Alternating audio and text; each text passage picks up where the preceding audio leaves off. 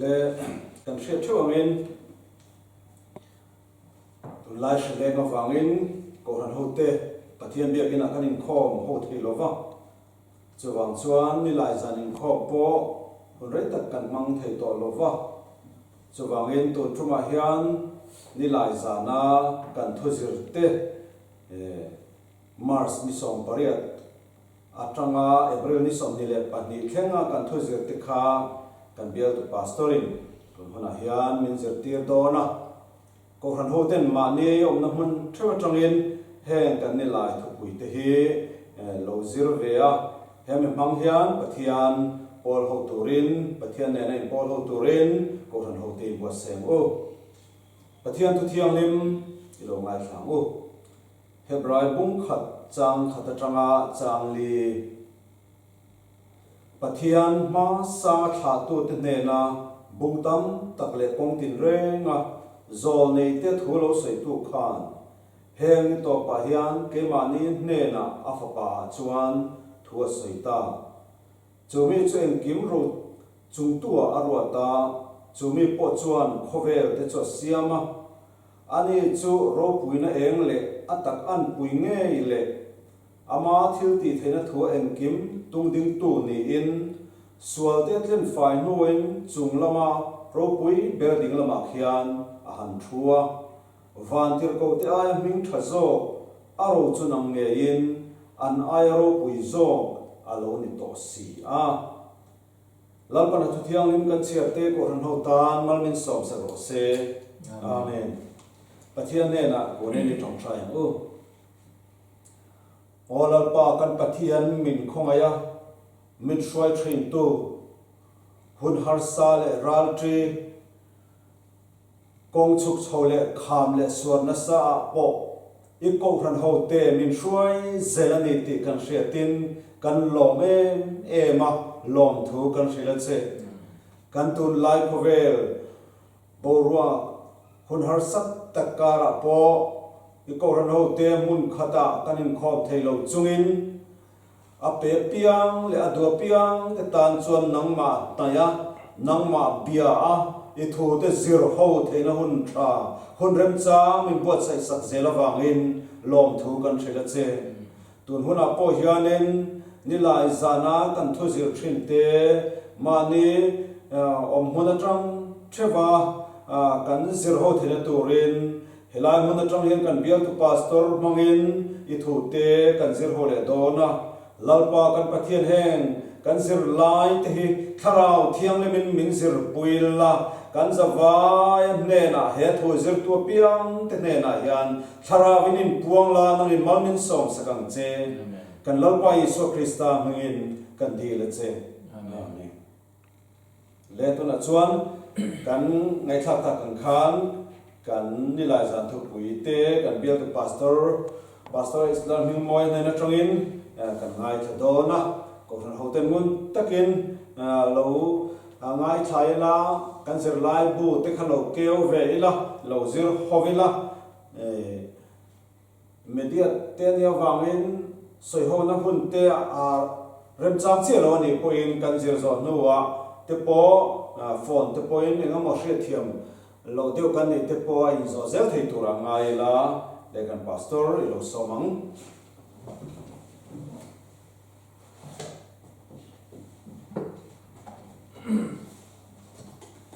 tuna kan han ngai thlang khan wena hian zirlai kan khai khom deuh nual dona zirlai paruklai mai kan zir dona achan chu Kohhran ho te kan Inkhawm theilawa upabiala te lampo kan Inkhawm theilo wangin komina nilai Thupui kan zir tur poimo tak tak mai te hi zirlovina liam mayang ti kan hle maya chuwan chuan kan han zir deuh nual dona ni wena hian zirlai paruk kan zir dona Isu Krista chungchanga Zirtirna diklo patni le tharau thiang lim chungchanga Zirtirna diklo patni le lalisua local le na chungchanga Zirtirna diklo patni te chuan vain zirlai paruk kan zir dona ne ten helai kan zir tur howate hi theology khoi deuh vek mai ani a tu ma Kohhran masahuna heng lai Zirtirna diglo kan an Zirtura te po hi ati chuak tu chu Kohhrana puipa tak te bishop te pastor te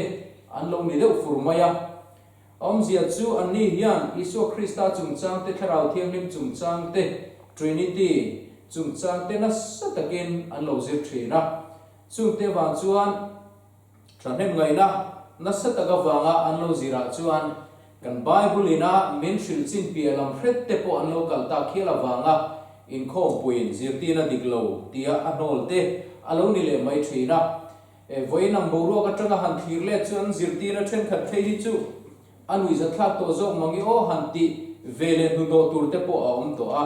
amaro chu chung kan ti theina te po chu Kohhran hovin Zirtirna diglo na sadaka an lo nol ngam na le an lo hum him na Zirtirna dig an lo hum him na zar kan zo na ani a voina hiana hlut zia te po ka hret chu oi ome Kohhran Inkhawm pui hlut zia te Kohhran hovin Zirtirna diglo an huat zia tunda kan tan po lo hlut tak zia te kan zir chua kanga tin hen kan zir zong zong a hian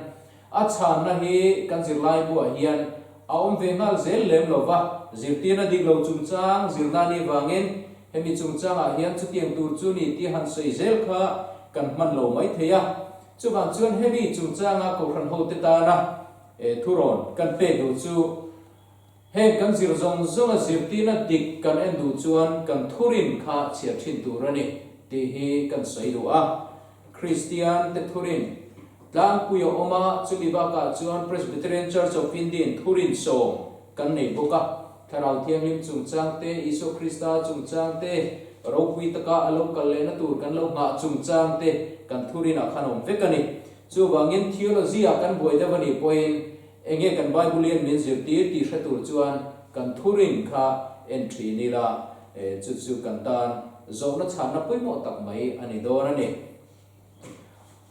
ole kan zirlai pahni pual zel hian Bible kan chiar pa zel bokanga tuna hian Isu Krista chungchang Zirtirna diglo te kan zir tran do na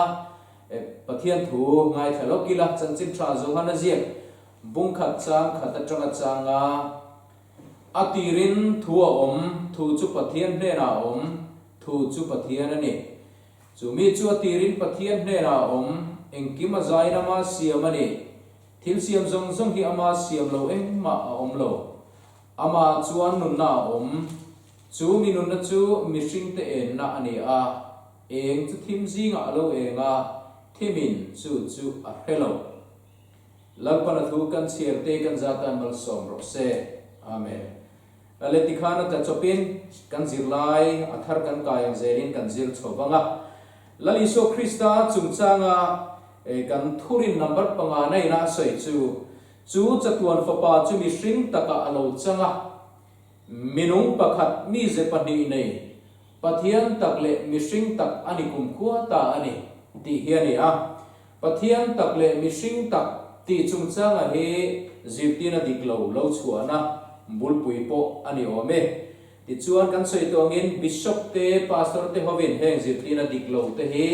anron po chuak thin ani chung zinga chuan ebion ho Zirtirna han sei masaber taila ebion ho hi juda ho chung ko a gnostic Zirtirna kalpeng pakhat te zinga mi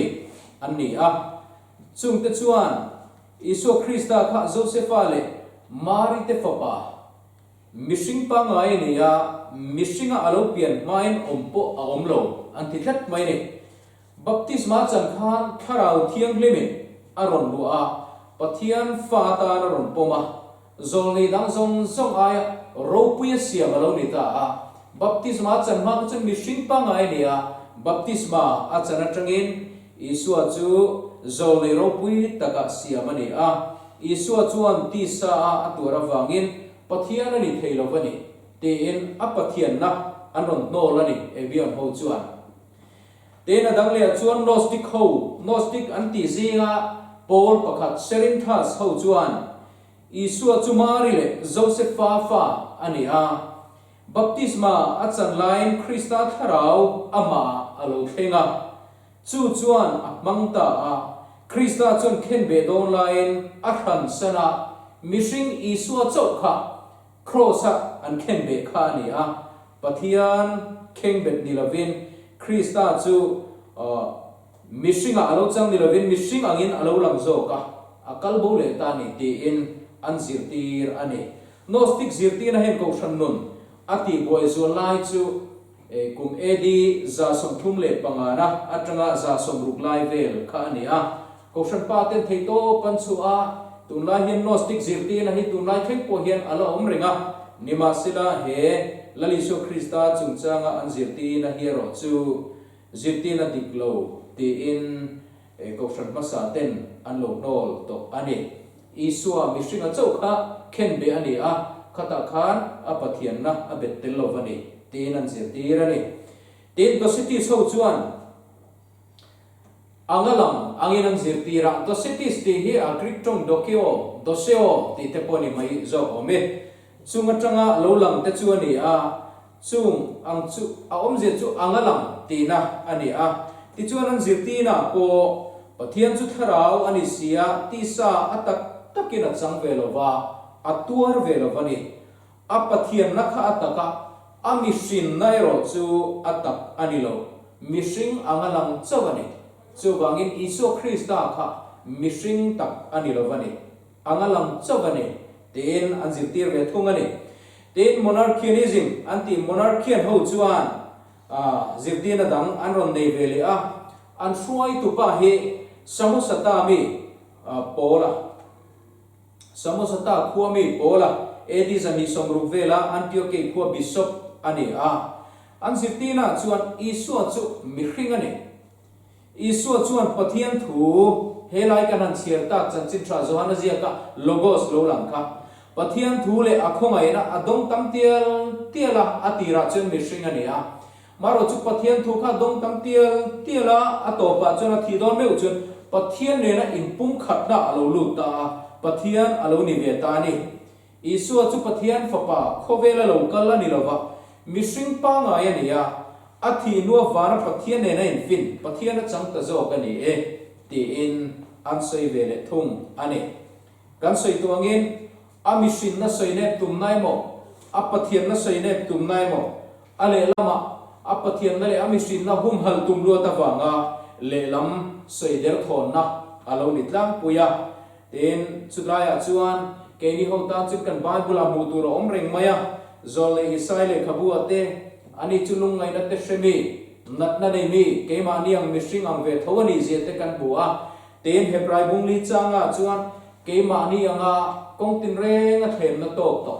sual le ro chu sual lo ani e ten lali su chungchang kan bu boka enga te hian kan lali su Krista chungchang kan bible zirtina pathian tak le mishing tak famkin ve ve ani zia kan ril ro lo da je le la thaw me ti chuan isu Krista chungchang zirtina diglo then ni na han kai ta ila Nestorius le apol ten ti hian zirtina an han nei vele ta a Nestorius hi Suriarama Germany sia khu apiang ani a puithiam ani amithiam tak mai ani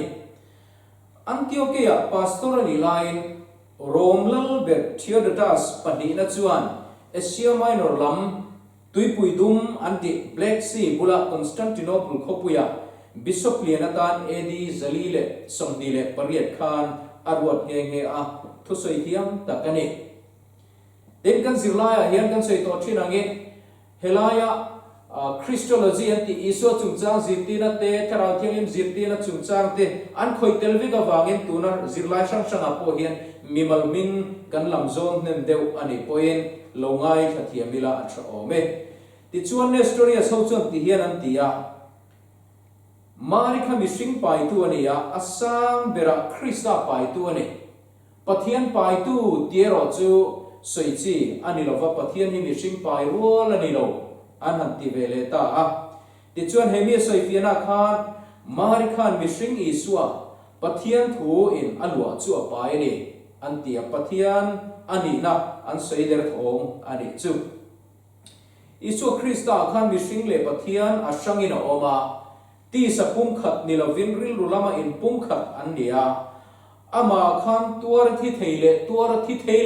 theilo mi pandi asangin an omani tin an zirtira FSC Inkhawm pui kumedi zathung le somriat le pakhata khan anni zirtina hi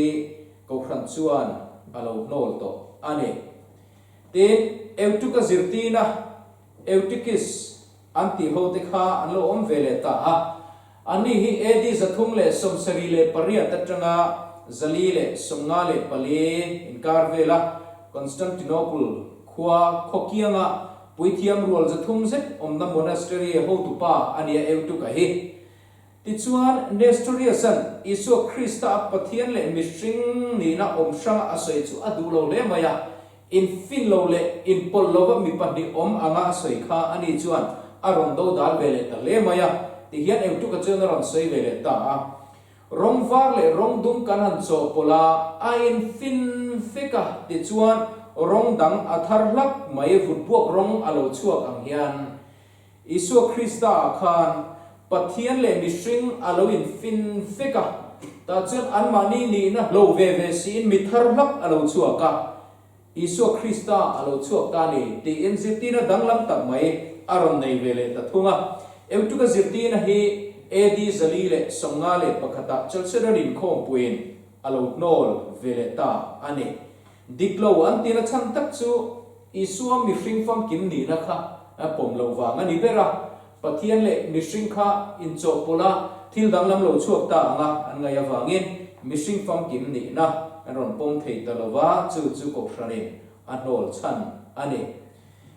tina dangle chun modalis ho anlo lang vele ta sirlai ma salama kanan zirtel to thina khan hun bi thena pa huna oma tharau thiang limun oma pa huna oma ti te zirtina anga kha kan sei to thina chu modalis ho te poina an zirti dan ani a ten hem ho hi Sabellianism ti te khiat anni boka Sabellias zirtina ang chia kha anni a ti chuan edi zani som panga vela rom khu pastor ania ai guptami pathian chu pakhatani ti thurin Hawngtu ani thina ne pathian chu pakhat chawania inlam ti ran hi chi thumina ne maya pa angai lantir hunte fapa angai lantir hunte kharau thiang lim angai lantir hunte a omani ti in Trinity thuril khilfia atum nalama isu Krista chansina isu Krista hun hantiang chi te pokha asoi awangin hei hi zirtina diklo ti in Kohhran chuan an chedongin omro se ti in alo pas vele taboka ramsham changa azirtina hi chu lopom to kanom zela ten king Mizoram te pokhian heng zirtina pomtok te pohin oma la te pokan han nei diala pahuna liama fa pahuna liama karau tiang limuna kan sengta tia dispensationalism zirtina angdeu leka hun bithir sang ho an om ani chutiam chu Nilaizan pakhata hian mi pathum Trinity mi pathum an kimvek angkhat lali so Krista hian pathian ni na fam kim le mishing ni na fam kim hi omani ti hi Kohhran chuan hum him tlatane tina dangle chuan area sa po hi Trinity soifia tum tu te zinga kalsual to khani a Trinity soifia atum na le lali so Krista asia dana kha angai ring ania wangin area sa po hi zirtina diklo angin anan nol to khani a isu chu thil siamania omtran ni anaya pathian anilo tia isu pathian na nol tu kha area sa hi ani kan sei to thina ngin area sa se te zirtina anan Kohhran nan ngai to don lai khan Constantine po kha atang em maya history lama pechon kan huwa Constantine hian area sa hi azirtina nuk dok tur le ngai to chiang le turin Inkhawm pui ko ma te pohin le kha thon hial ni in sei ani a amaro chu area sa hian chutiam taka ai lam le du big lo awa chuan Nicaea Inkhawm pui edi zathum le som ni le panga khan Inkhawm pui mevin an tol ta ani a chuta Constantine sei te po chu tong kam te po chu mu tu ro oma chiar tu ro oma chuta chuan indona voitam takan kal to thina indona bel mado ain Kohhran chunga zirtina diklo om hi la om zo kane te in alo sei nge ane ten Apollinaris zirtina alo om vele boka amasalama khan Trinity chungchanga po ani po he kan zir to a pathian na in alwa zawa sual thena nei mishing ani lo te in Isu Krista chungchang azirtira isua kha mishing anga sual ve thei po hi ni lo khrim shim pathian ni na pum rum kha alu alam tu zo ka ni wangin te in isua mishing na asoi ne ve boka hem ho hi lali su krista soi fia tu soi dik silova soi fia tu langsar te an ni a chung chu Kohhran hovin na sa takin angai tu a Zirtirna dik ani love ti in an lo nol to ani ole tharau thiang lim chung changa Zirtirna dik lo te kan kaya nga heta hian chiar tu korin thon khat na bung ni chang som atanga som parukhi kan chiar lo kanga korin thon khat na bung ni chang som atangin pathian thui lo ngai thang u keni ro chu chung chu pathian tharawin min hriat tir ta ani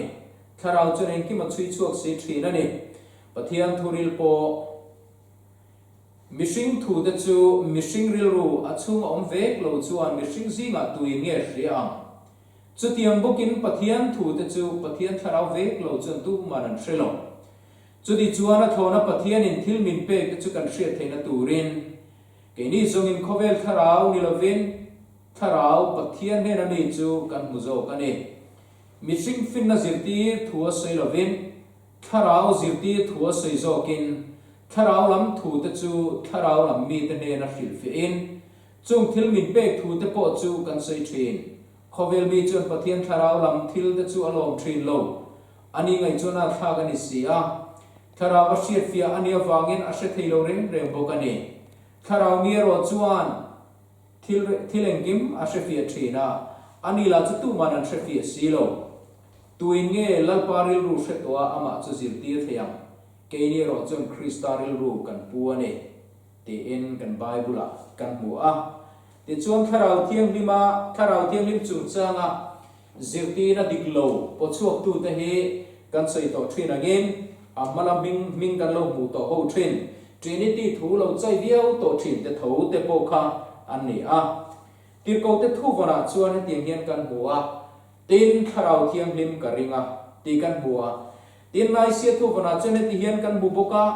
tharau thiang lim nun na pe tu le nun na lalpa chu ka ring ama chu pa le fa pa ta lo chua pa le fa pa ne na ang khata biak le choi moi zol le te manga thu soi tu ani ti in kan mu boka Presbyterian Kohhran hian tharau thiang lim chung changa thurin kan nei boka chung te ro chu voina kan siar te lo wanga amaro chu kan Kohhran thurin te po hi belle zual tura kan zir huna kumin te po hi mang chho ila a tho me ti chuan tharau thiang lim chung changa Zirtirna diklo langsar kan zir masat ber tur chu montani zimantia montana Zirtirna zui tu te ani bera montana hi edi za somsari vena frukia rama musia khua pastor ania heti hunla hian Kohhran hi alo puitling tran to a Kohhran masahun kha alo puitling tran chome ka lovin siam felve viau to a inobdan le kal banglam thua po anin mangna sa sor le a khovel hip na lam alo chaka greek fin na te alo la ema greek fin na manga pathian thu hril fia te po ala em to an heti hun lai hian enga wang hian Kohhran in tharau thiang lim an ngai sak tok lovin siat na mi then khan ril ruwa oma an khai pa montana chuan edi za songa pasri vel tangin Kohhran churon soi sel tran ta a thuthung nui le thuthung tharau thiang lim in hriat tina chu ama le a hnung zui tua te aron thleng fam kima tharau thiang lim huna kan cheng to tin mi then katin hun bi an thliarang lekin ani po hian aron thliar chowa ani tirau viu mai ni tharau thiang lim chung changa Zirtirna diklo ron pom tu le ron ti chuak tu te hi ama kang reng khok maya an mani hi an ron in tirau viu zela poimo taka an ron in da tlang puya ti chuan an Zirtirna lavong tu an zinga me che pani ho tu chang maximili le priskili te phechu an pasal tenen an in then pha heng he an harna chan kha asang viu mai ni ti chuan Asiaram Bishop Ho Synod Council edi za som rukhan anni ho chu Kohhran ta an no chuak ta a Kohhran chunga an len ta lo wa chuan montana zui tu te chuan Kohhran andin veta a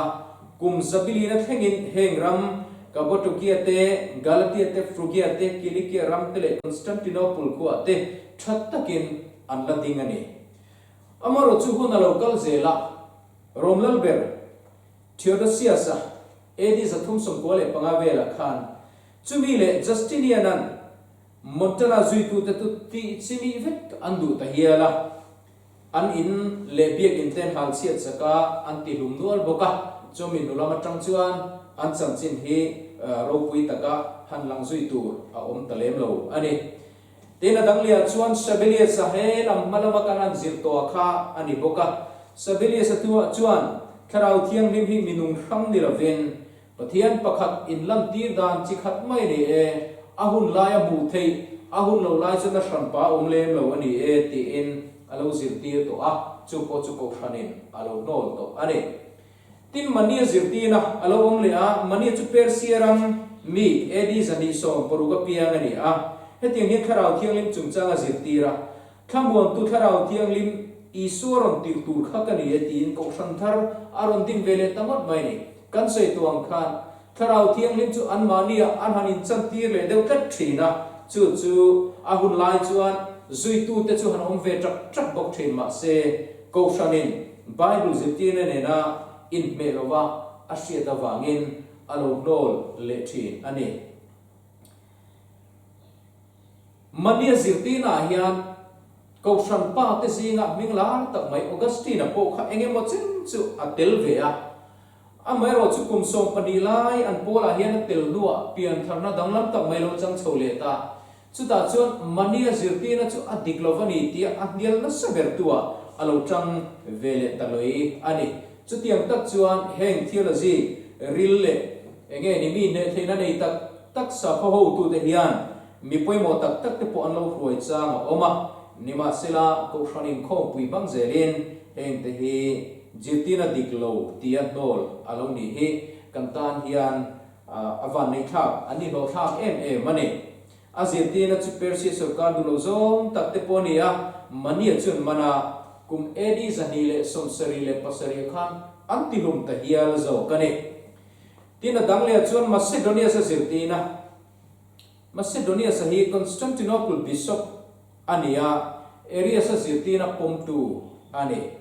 area sa chu malama khana lar akan soidel to a shanpain sei to lovila tharau thiang lim pathian takani na nola pane ni na thumun nei lo thil siam zinga mi ni tia Zirtitu ani a edi zathum somriat pakata Constantinople Inkhawm pui chuan Macedonia sa Zirtirna po hi alo pai veleta ani ti chuan kharau thiang lim chungchanga Zirtirna thenhina hankai chho zel taila Joachim apolte anlo lam chho veleta a hei hi ahun anu nung vele deu leka tuna kanan sei ka chu edi za songa verte zanile ti verte lo ni chowa ti chuan tuna hi chuan edi zanga atanga sangkhale zanga inkara Zirtirna diklo lo om chho hote kan han enle zorzoranga Joachim Paul din tu Joachim hi Italy rama fior khomi ani a kum sangkhat za somthum panga apianga kum sangkhat zani pania athi ani min serfrang le min vongthiam lim tak mai mian ton thlak tak mai ani a Kohhran kin lokna amutam ema siam that adua thuru in thup zon chu tur oma khria da wangin thupuan bule shilok na bu te Daniela chanchin te po hi nasatagin azira ama po nasataka in zirmi le mi fing tak mai ani ten chatuam chanchin tha ati chu leilo ta om te ne na le nam tin reng te mi tin reng te trong tin reng te ne na chatuam chanchin tha nei van tir ko dang van lai zo la tho ka mu tia shilfiana changa acher ani a chu thuzia ka po chu nasatakin mi ten an beng khona zuitu te po anga viau ani tin Trinity thurin bel chain khovel hun hi hun thumaron then ve ani po khan ama sabera chun pa hun ti in hun Hruaitu asoya ti chuan an nuwa chuan fa pa hun ti in a hun ni na an then ve le ta a tin hemi huna hian mishing te pathian fa kan ni huna ni te en fa pa hun hi an sei fi a hun thumna tharau thiang him hun chu lo thleng mai turangin angaya vantir ko mu nam kengin aron hong tura angai ge ani ni chena kan soi then khat angkhan dispensationally sawang takin ni po hian aron thuna thena tharau thiang lim hune ro chu lo le thleng lo ang deuh lek lek te poina zirtira vantir ko mu nam kengin ahuna chuan aron hongang te en azirtir ani ten chu huna chung tharau thiang lim lalram lo thleng angami ten pathian hi mai chana an beto don ani te en azirtira ten bible shilfiana tam tak te po siam ve a maro chu ama zui tu te chuan Rome Emperor Frederica pani na chu Krista dodal tu a ninge in an shia a jokiman tharau thiang lim lalram lo thleng hum tur asoi kum sang ka zanile somrup don maya pheka chuan thusiak ten ti dar na sale maya maro chu ahun alo thlenga azirtina chu adik lovani ti ama le ama arani puang chuak vele kamai ni tina danglia chuan amauria pol te anti hian omle ta a kum zabi som pathum na ngai vela bon khopui thiam amauria chuan zoki ma angdeu bokin pathian pakhata minung pathum te chu hun indo taro relina rungai vele ta thunga mosi dan manga ro rel na hun kha pa hun atia Christian te hun he fa pa hun te en to mai turangin angaya ahun thum na chu tharau thiang lim ro rel hun tur alo la thleng turangin azirtir vet bok ane hei hi an thukal pui dan le an zirti dan hi ain angang ring le maya a chip chia dan kan zir lai boin zia khi ain chen lo de ani maya chumi huna chuan Kohhran sekle sang angai to lo wanga mosia dan chu Christian nine alua lan pokin Christian sa ko po hi tharau thiang lim sa khoin aron lu lan ve thum do na ne tharawin pathian chi bai an buk to ang ati nge ani ti chuan ani zirtina po hi diklovani te en kum sang ni sang khat zani soma Kohhran Inkhawm pui chuan aron nol vele ta ani tin ana baptist ho anon om velia ana baptist ho hi ana baptist tiam zia chu baptist non tu tiang deuh kha ani maya baptist non pol chung ho chung no sen baptist ma pom lovin baptist non vek andu a chu tiang an kal puya wanga an ning po hi pu ani ge ani ani hian khove lata in na sang tur le in ti thiang lim tur a sei an war em ma hei hi Mizoram po zirtina lo ve to thina ni a sarkar la ka te in la hranga Kohhran la ka tanga hran te kha ro pui taka ngai khoi molaya te in sorbing thina ni a sarkar chu thim thu nei na hnuai mi lian ngai awangin in zom na nei puyan du lova ana baptist zinga mi chi sang changan oma an zirti dan po ai nam vek lem lova atlang puin tharau chang sang anin tia pathian tirbik tharau ne na in polring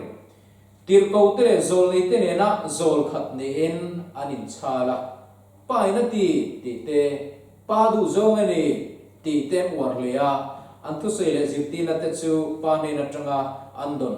pa du zong tak ne in an sei thina ne an zinga filor zol te thil ti phei chu mak le maya pathiana in chal om zene lo ba phun bul pul mai te Krista kani tia lo boi te em mai te Krista do dal tu ka hringdom tia lo tlang au mai ta pol te anom boka tin Thomas Skazara phechuan pathian du lo zo pathian du zong ye she in anau lu atan hiel nge ani chu tiang chuan eng emo sarwok ngal ngat maya kong han zo tele eng emo han ti te kha an ching boka maksak tak mai an ne na pathian thu lo thleng nia an ngai angin anom thina chung ho chu Kohhran hovin zirtina diglova alo ngai to te an ni bokani mani loka po setana bepol inti te chu serwo ngal ngat mai kong an zo te po WhatsApp vela te chu an lo darna savio maya kham te nen po khan an activity te phe chu adang lam tam via om lo ve amaro chu heng ho hi ro chuan pathian tu thil fi dan pakhatanga ngai na sadakin an kal sualani ten Quaker so anom vele tia Society of Friends antia trianin Paul ho soi na te po ani maya thu ta pol ti te isu pol ti te poin anin soi thin ani adin chuak tu chu George Fox ania England rama Drenton khomi ani anin na bulpui bermai chu chungril eng antia tharau lam thil pathian eng chu mitin thinlunga umveka chu eng chu mi in uluk tak le rinom taka zui chon nun na enga tharau thu taka hruai luina om threina Bible le Kohhran ti dan apoi mo berlo anti thlet mai ni an mania pathian hruai na nia an hriat an uluk tak mai le ngun taka an zom kha an ni chu an ngai rau em maya Krista chi ti te eng chi ti tein an soya eng tak mitin tiang thin kha oma khovela alo kalme kani ti hi anin Zirtirna Inkhawm ne ro chuan an mang vea chan chin tra zonga na zia bung khat chang kuwa amekha himsang polam nia Bible le Kohhran Zirtirna ai mimal tharau kilton anda sangani hengte po hi kan zirta ka chona poimo khop maya kan rama te po hian enge mo chen chu heng theology te poi om vereng maya charismatic style le leka ahlim sang le mimalina benga te le rilwa te ka dong tat mai tia Bible le pathian thu danga Bible mun danga kanan mu te ang nilawa mani don kharau riawa ngai le Bible te aya ro puizo ka ngaya kal sul ta hi kan rama po kan oma tun khen po hian Christian te min ti tok tu tak mitam takina an la oi le mai zelam chi te po an la ni ve renga chung te po chu kwai kar so thian ho in pol khom te po hian na sa takin an lo war to ani thil khede ubi bu thei de ubi hre thei de ubi chang sang de ubi nia in ngai na nei lian le a an tharau chanam hi kan rama hian mi khol lo le maya tuna te po hian pathian in min pe kan han ti ro po hian pe bi kriya wa in ngai na te Bible pon lama odang hrebi kriya wa hanin chal te po hi achang chuan kan ta chuan lo om thei viau maya chuwangin kan film khur angai via bane ten kan thu zir tur lom pui pathum na isu lo kal le na chungchanga kal sual te Zirtirna diglo te kan han zir ho le lokanga heta hian chiar tur tarla na hi kan chiar le anga tin ko te thil ti bung khat chang kwa atanga som pakhat tin ko te thil ti bung khat chang kwa atanga som pakhat a hian pathian thui lo ngai thalo kang u ten chung thu chu soi zo in an mu reng chungin vana hruai chawin a oma ten chu min an mu phak lo vin a hruai bo an mu phak lo wa a hruai bo ta a ten a chholaya van laman en reng lain mi pani puan var sinin an kianga puan var sinin an kianga an lo dinga chung mi te chuan Galilee ramami te u enga tinge van lamen an din reng hei suwa in ne na ta vana hruai chawa om hi vana chho in buang bukin ama nge hi alo kal leang anti a lali su alo kal le tur thu soina ani amung dang dang apo kan muwa kan siar vek seng lo wanga kan thurina chuan ro pui taka alo kal le na hun nga te ti hi ring tu te om da turata na kan thurin na alo zia ve ani a chu Bible thu atanga thurin kan siam ani lali su hi alo kal le ngei don ani ti hi kan Bible a hian thuthum thar bupum puya hian in ziak tem viau maya voi zathum le som le parian velai soi ani a chuwan chu lali so lo ka le tur thu hi thudik takani thurinom takani kan ma me kani ti he ke ni point kan shiat non fo apoi mo khop mai chutianga chung kan Bible na min Zirtirna pialama danglam tak taka lo soyam chi te an oma chunga chuan engtinge kan ngai ang tia kan Bible na lali so local hum tur le a local dan tur asoi te ba ka ngai dan thalo kan nei lo na turin heng te hi kan zir apoi mo khop maya Pentecost ni then kha chun Pentecost ne tharau thiang lim lo thleng kha lali so local le na chuan ni to de re ti te point an saya then kha chun piang thar lo wata kan an piang thar he lali so local le na chu ani to de re ti te point an han soya then kha chuan kan thi hi lali so local le na reng chu ani to mai aba ka asan pa local le angai to hrang chung lo ve kam thi hian a hne na kan om mai ani ti te point an lo soi ve bok thri ani Pentecost ni tharau thiang lim lo khen na kha lali so lo kal le na anga sei the ani lova wa tir ko teran seyangin lali so hi amange wa na shruai chawa omangin amange kha mitamu thei turin alo kal le don ani ti he kan bible rin lel rual loving ai zia ka te hi kan ril ro phong tatila chome ti chuan Zirtirna diklo han ti chuak tu te chu tiang hian mi tlem azong chan chin han zir le lok le ila montana Zirtirna kan mu a montana Zirtirna ti chuak tu hi montana hi frugia rama Kohhran pastor niam masalama khan kan zir tel to nge montana Zirtirna hi Kohhran muile chaulai Inkhadalai taka lo chuak te po nia Hruaitu anga le nge a zel anga omin thu hilok te po puang thina ti chuan pe puza khua chu mun puya siama Krista chu kum sang lam din turin pe puza hian alo kal don ani tin sei nai vai ta viang maya ti chuan mi pui sang tam tak chu pe puza chu an pung khom ta lui mai la li so lo kal le na nga chuan ma se an be se angin Isu Krista chu alokal tamai silova chu ti chung chuan pe puza chu Jerusalem thara anan puang lui ta thawani beidon viau na muna anan ompoin enge monu ma hi chu an nei vele zela tin ni china kanan soi azirtir ama Hruaitu te zinga me chepani zinga mi maximila chuan zolin nung bernina in chal boka tok na chu lo thleng mai turangin an shriloka ma se an shrilok na chu alo thleng dik lem lo ani ti chuan edi za som ruka esirama bishop te chuan Inkhawm puin kova montana le Zirtirna pom tu te chu Kohhran atangin an no chuak ta ani tin Jehovah Witness anom le a ani Paul din chuak tu hi city Russell ani a shrilok na angai sa le mai ani hian lali solo ka le mun tur te po puanga Krista chu khovela hian kumsang ka zariat le somsari le pali October tha alokalanga kumsang ka zariat somsari le pariata tholena masa omanga kumsang ka zakwa sompalia khovel sarkar som hi harmagedon indona anlut vekang alotia ngai bel tur ting chuan sang ka zakwa le sompali vela chunin do pui te chu oma namaro chu athil soyang takle adanga soyang te po kha pakhat ma atheng lo ani city Russell chu kumsang ka zakwa somparuka thia ama tha tu JF Rutherford chuan kumsang ka zakwa somle pali October tha chu hunte nan aron mang vele tachat maya isu local hun chu kumsang ka zariat somseri le pali khani lovin sang ka zakwa som pali ani zo kumsang ka zakwa som pali khani isu chu Jerusalem lal to a rei ani to lowang Harmagedon po kumsang ka zakwa som pali shepa chuan an shepa ve ang aloti ani ti chuan anni te po hi an Zirtirna chu adik lovani ti khunin aron thil zota a an Zirtirna chungwal pho takin om chho vele ta ani le tun chumakan zirlai nunung bertu lali so lo kal le na chungchanga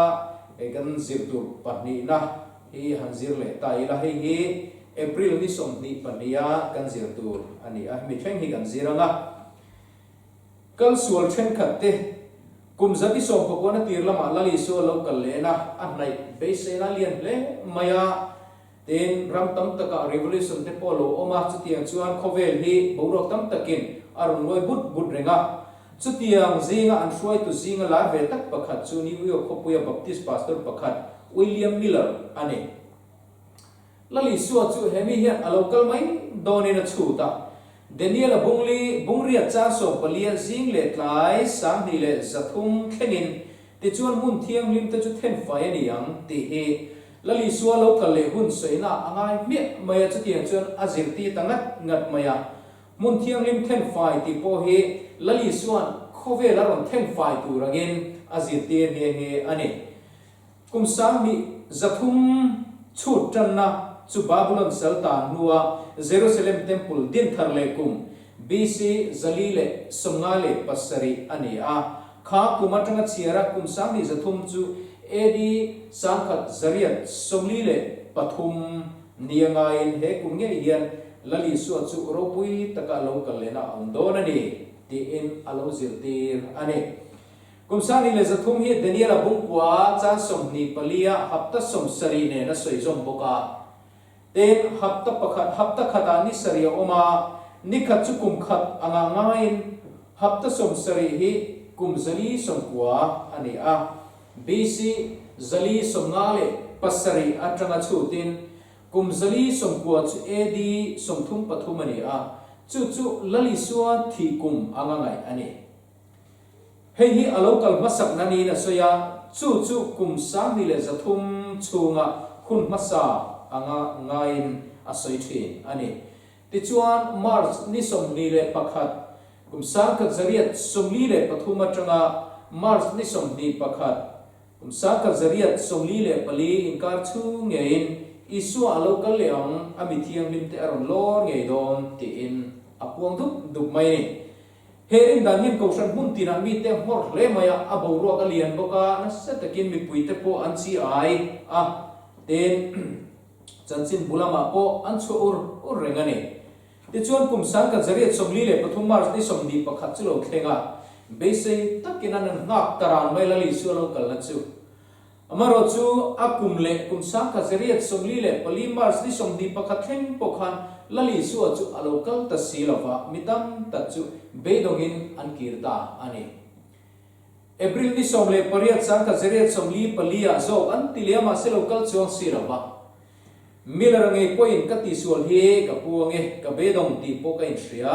ma se lalpani zong anai to a kong ka bula om ring to ani te en nai takalo theng mai turin alarik fana kum sang ka zariat somli le pali ogas tha a ani bukhom na anjinga pakhat samuel esno achuan chut thale in october ni som ni pane sang ka zariat somli pali chu isua lo kalena tur nizo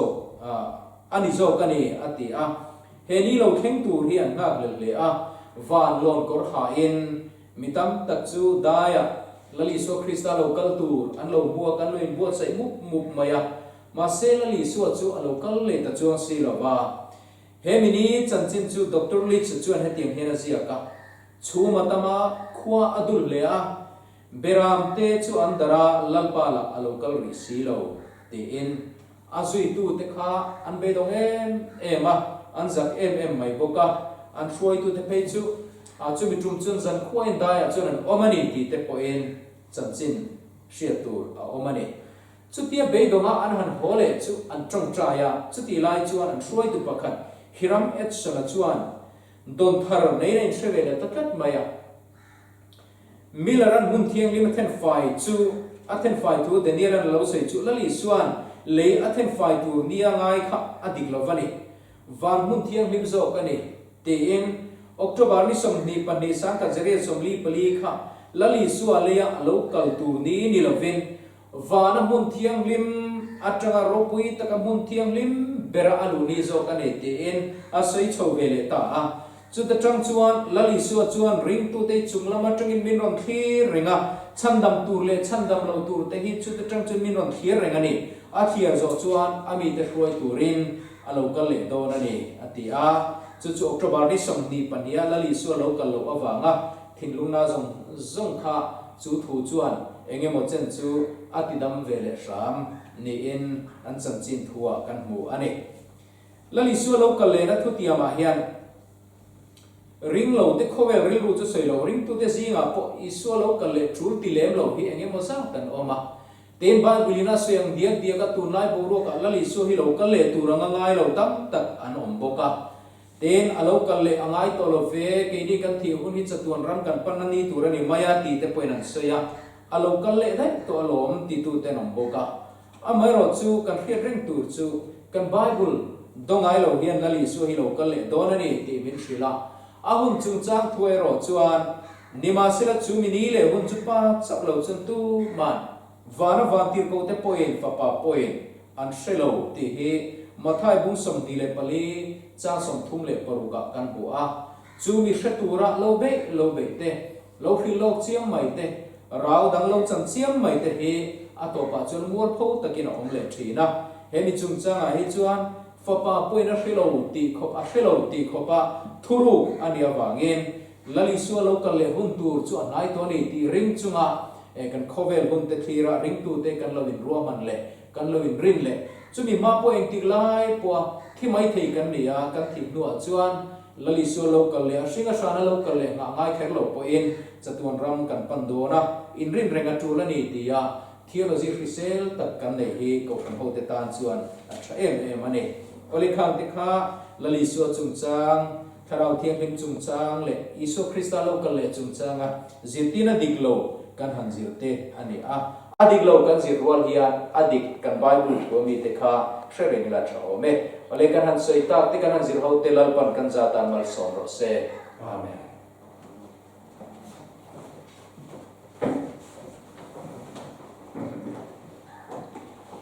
kan pastor ne na train kan Nilaizan Thupui zirlai paru Zirtirna diklo chi sang te ngai nom tak mai kan zira a sei de leka than ka tan chon ni nom te po ani themai thema selang in ngon taka ngai to tan chuan zirlai poimo tak ani a ke mani mun threwa angun taken kan zirlai bu te tan nei phei chon lo ke wa lo zir zui zel turin Kohhran ho te kan in cha ani letuna chun kan Inkhawm kan lo to don to nga kan zain kan dinga nga la ba tong try nei kan tong try howanga ti chuan kan Inkhawm Donia itong try walang kan ba vanami iming zom rose iram lo khen rose idu zom vanan tiangin leamin ti rose ni tin kan ei khopin so min pe ang che kan sunga thil ti sual tu te kan ngai da mangin